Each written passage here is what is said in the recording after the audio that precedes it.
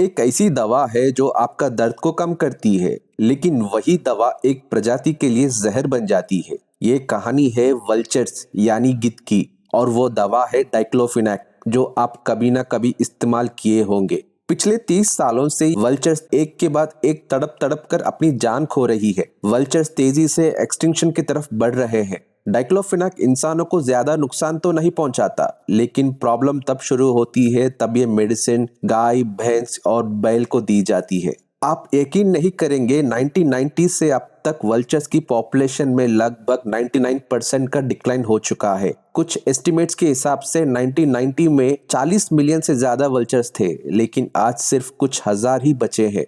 ये इतिहास का सबसे भयानक वाइल्ड लाइफ पॉइजनिंग में से एक माना जाता है। ये प्रॉब्लम सिर्फ इंडिया तक सीमित नहीं है, पाकिस्तान, नेपाल और बांग्लादेश में भी यही हाल है। डाइक्लोफिनेक दर्द को कम करने के लिए प्रिस्क्राइब किया जाता है, लेकिन कई किसान इसे गाय और भैंस को दर्द और बुखार के लिए इंजेक्ट कर देते हैं। कई किसानों को इस दवा के नुकसानों की पूरी समझ नहीं होती।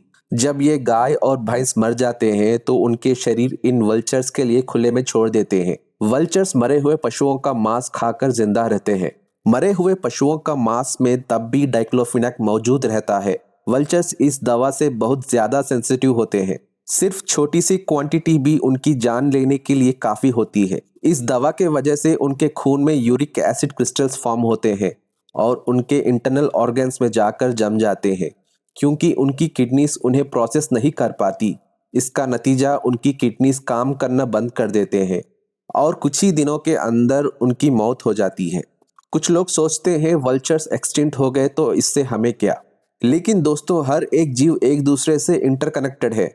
अगर एक प्रजाति एक्सटिंक्ट होती है तो बाकी प्रजातियों पर उनका असर पड़ता है। सिंपल शब्दों में कहे तो वल्चर्स नेचर के सफाई कर्मचारी होते हैं।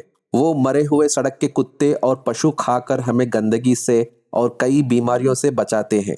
जब वल्चर्स गायब होने लगे तो इंडिया में बीमारियां जैसे रेबीज और कारकास पोल्यूशन दोनों बढ़ गए। 2006 में इंडियन गवर्नमेंट ने वेटरनरी यूज के लिए डाइक्लोफिनेक पर बैन लगाया, लेकिन इंडिया में इसका मिसयूज आज भी होता है, चाहे उसे लोगों की लैक ऑफ अवेयरनेस कहो या प्योर नेग्लिजेंस।